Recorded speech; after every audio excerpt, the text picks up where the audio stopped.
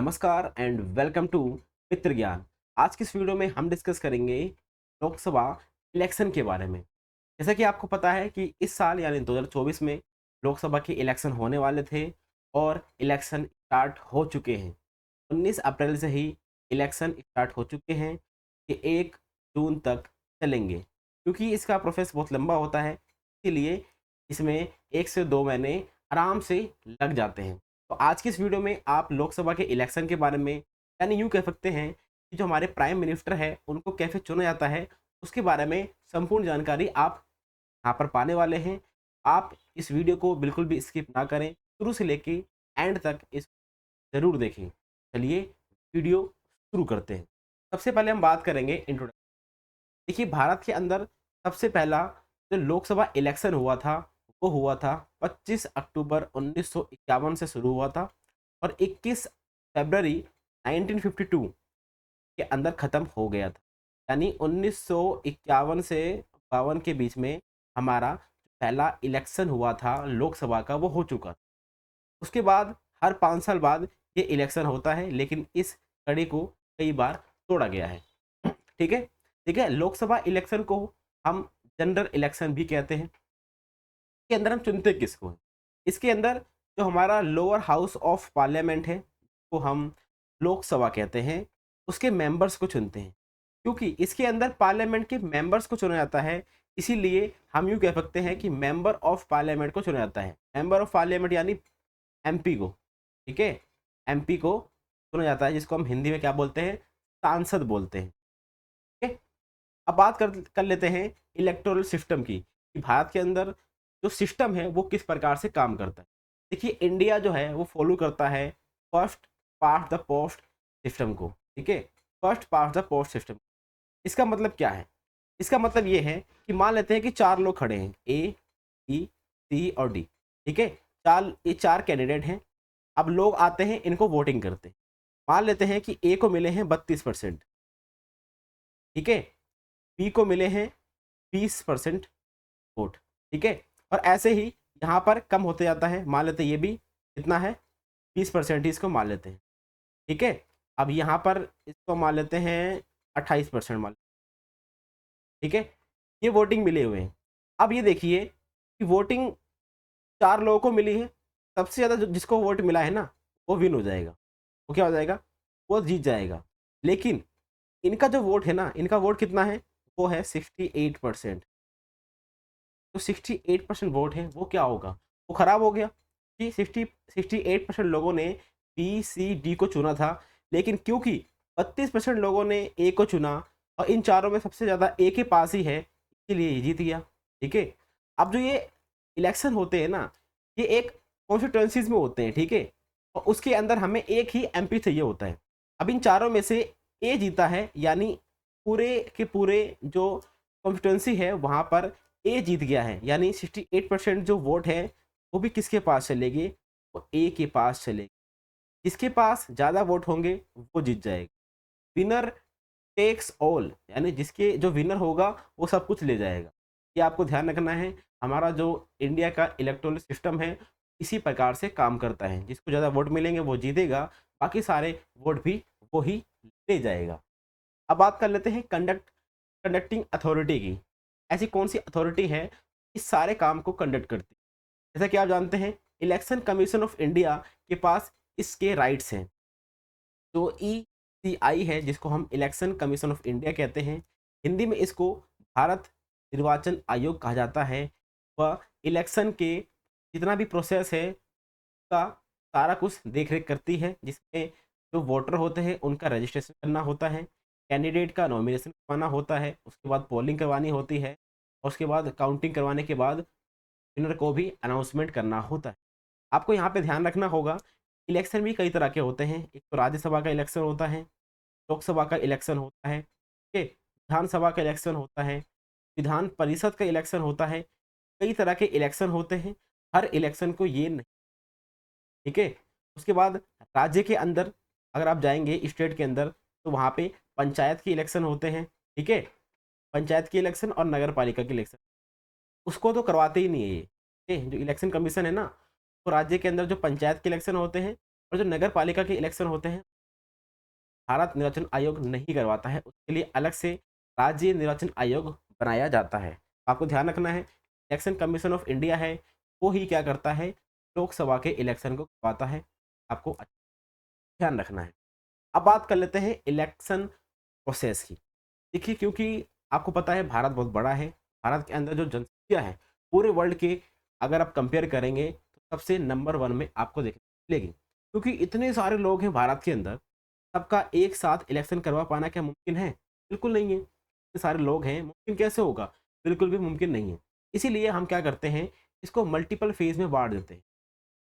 एक ही दिन में इसका इलेक्शन नहीं होगा, ये आपको बहुत अच्छे से। अब हमने इसको मल्टीपल फेजेस में बांट दिया। अब हम पहले क्या करेंगे, तो इलेक्शन का शेड्यूल होगा ना कि किस प्रकार से इलेक्शन का सारा काम होगा, उसका अनाउंसमेंट कर। उसके बाद जो वोटर होंगे उनका रजिस्ट्रेशन, ठीक है।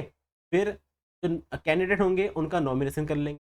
कंपेनिंग की डेट आ जाएंगी कि आप कब कब तक कंपेन कर सकते हैं, रिलीज निकाल सकते हैं। फिर हमारे पोलिंग हो जाएंगे, यानी वोट आप डालने चले जाएंगे, डाल के आ जाएंगे।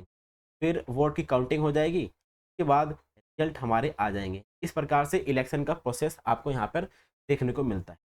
अब यहाँ पर आपको 2 वर्ड देखने को मिल रहे हैं, एक होता है वोटर आईडी और एक होता है इलेक्टोरल रोल, ठीक है। जब आप वोट देने जाते हैं, उससे पहले आपके घर पे इस प्रकार से एक पर्ची आती है। अगर आपके घर पे नहीं आई है, वहाँ पर आप वोट देने जा रहे हैं, वहाँ पर अगर आप बाहर देखेंगे तो कई सारे लोग बैठे होते हैं इस प्रकार से पेपर लेके, तो हम बोलते हैं इलेक्टोरल रोल, जहाँ पर आपकी सारी जानकारी होती है, आपको आपको वोट वगैरह कहाँ पे देना है, ठीक है। फिर आता है वोटर आईडी के बारे में। आपको इस प्रकार से एक वोटर आईडी दी जाती है, कार्ड के रूप में होता है। ये वन टाइम आपको अप्लाई किया जाता है, ठीक है। वन टाइम आपको मिल जाता है। अब इससे क्या होता है, इससे एक तो आपको प्रूफ ऑफ आइडेंटिटी मिल जाती है, ठीक है, जिसमें आपका एड्रेस प्रूफ लिखा होता है, एज प्रूफ होता है, एक आइडेंटिटी प्रूफ भी है। और इसी के द्वारा आप वोट डाल सकते हैं। आपके पास ये नहीं, वोट नहीं डाल सकते, ठीक है। अगर आपका इसके अंदर नाम है और आपके पास वोटर आईडी अभी तक इशू नहीं हुआ है, मतलब आपके घर में नहीं आया है, तब भी आप वोट डाल सकते हैं, क्योंकि आपका जो नाम है इलेक्टोरल रोल में आ चुका है, ठीक है। तो आप वोट वहाँ पे जाके डाल सकते हैं। अब हम बात कर लेते हैं पॉलिटिकल पार्टीज़ की, कैंडिडेट्स। देखिए, आपको पता है भारत के अंदर बहुत सारी पॉलिटिकल पार्टीज़ हैं। जितनी भी नेशनल लेवल की पॉलिटिकल पार्टीज़ हैं ना, वो ही सिर्फ लोकसभा के इलेक्शन में भाग ले, ठीक है। अब होता क्या है कि बहुत सारी क्योंकि जो पार्टीज़ हैं कई तरह की हैं। हर पार्टी ने अपने अपने कुछ पॉलिटिकल आइडियोलॉजीज़ और एजेंडा सेट कर रखे हैं, उसी के हिसाब से वो काम करते हैं। तो आपको ध्यान रखना होगा। अब हम बात करते हैं रोल ऑफ मीडिया और कंपेनिंग। देखिए, किसने किसने कौन-कौन कैंडिडेट हैं, ठीक है? ये आपको पता कैसे चलेगा? मीडिया के द्वारा, या तो आप न्यूज़पेपर में पढ़ेंगे, या तो आप न्यूज़ देखेंगे। किन-किन पार्टी ने इसमें पार्टिसिपेट किया है, किन पार्टी को जो इलेक्शन कमीशन ऑफ इंडिया है उन्होंने हटा दिया है या क्या किया है, इस बारे में आपको मीडिया के द्वारा ही ठीक है। बाकी इलेक्शन रिलेटेड जो भी डेवलपमेंट होते हैं, सारी जानकारी आपको मीडिया के द्वारा ही पता। के बाद जो कैंडिडेट्स होते हैं वो एक्सटेंसिव लेवल पे कैंपेनिंग करते हैं, रिलीज होती है, पब्लिक मीटिंग होती है, एडवर्टाइजमेंट आपको देखने को मिलती है, मीडिया पे भी आपको इनकी एंगेजमेंट देखने को मिलती है। ये सारी जानकारी आपको मीडिया के द्वारा ही मिलती है, ठीक है। तो ये रोल है मीडिया का, ठीक है, और कैंपेनिंग का हमारे इलेक्शन का। अब बात करते हैं पोलिंग प्रोसेस की, ठीक है। पोलिंग प्रोसेस की, पोलिंग प्रोसेस क्या है? देखिए, जो पूरा भारत है उसको कई भागों में बांटा गया है। इतने बड़े लेवल पे वोटिंग करवा पाना काफ़ी आसान नहीं है, इसीलिए इसको कई भागों में बाँटा गया है।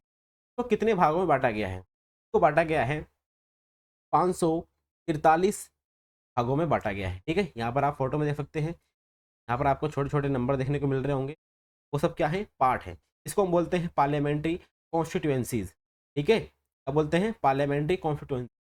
हर एक पार्लियामेंट्री कॉन्स्टिट्यूएंसीज़ में से हमें सिर्फ़ एक ही मेंबर ऑफ पार्लियामेंट चाहिए। हमें एक ही क्या चाहिए? एमपी चाहिए, मेंबर ऑफ पार्लियामेंट। क्योंकि 543 पार्लियामेंट्री कॉन्स्टिट्यूएंसीज़ हैं, यानी इसका मतलब क्या हुआ कि हमें एमपी भी कितने मिलेंगे? 543 ही मिलेंगे। और ये एमपी आपको कहाँ पे देखने को मिलेंगे? ये आपको देखने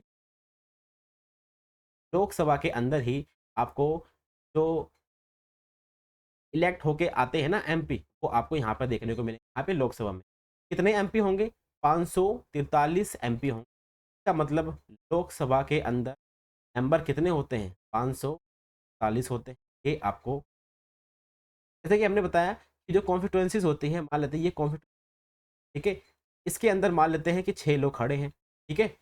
अब जो ये 6 लोग खड़े हैं, इन सबको वोटिंग की जाएगी। इसके पास सबसे ज़्यादा वोट आएंगे, के पास सबसे ज़्यादा वोट आएंगे, वो जीत जाएगा। और जो जीतेगा ना, उसको बाकी सारे वोट भी मिल जाएंगे कि उनकी कोई वैल्यू नहीं है।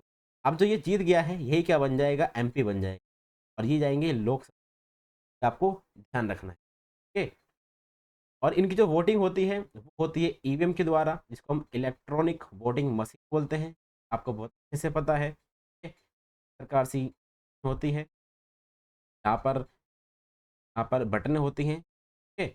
और यहाँ पर पार्टीज के नाम होते हैं और टैग वगैरह होते हैं, ठीक है। आप इनको देख के दबा सकते हैं। ये क्या है? ईवीएम है, तो हम इलेक्ट्रॉनिक वोटिंग मशीन कहते हैं। क्योंकि अब क्या हो गया है, वोटिंग हो चुकी है, ठीक है। अब क्या होगा? अब पोलिंग तो कंप्लीट हो गई है, अब वोट को काउंट किया जाएगा। यहाँ पे लोग वोट को काउंट कर रहे हैं। वोट काउंट होने के बाद जो रिजल्ट होंगे, तो डिक्लेयर कर दिया जाएगा कौन सी पार्टी जीती, कौन सी पार्टी नहीं जीती। जो पार्टी जीती होगी, अब पार्टी कैसे जीतती है?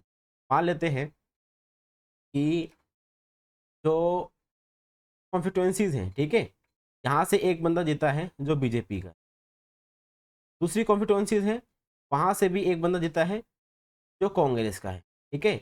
ऐसे ही करते करते 543, जो पूरी की पूरी 543 जो कॉन्स्टिट्यूएंसीज है, वहाँ से कोई ना कोई जीतेगा, ठीक है। इनका जो मेजोरिटी होगी, जिनके पास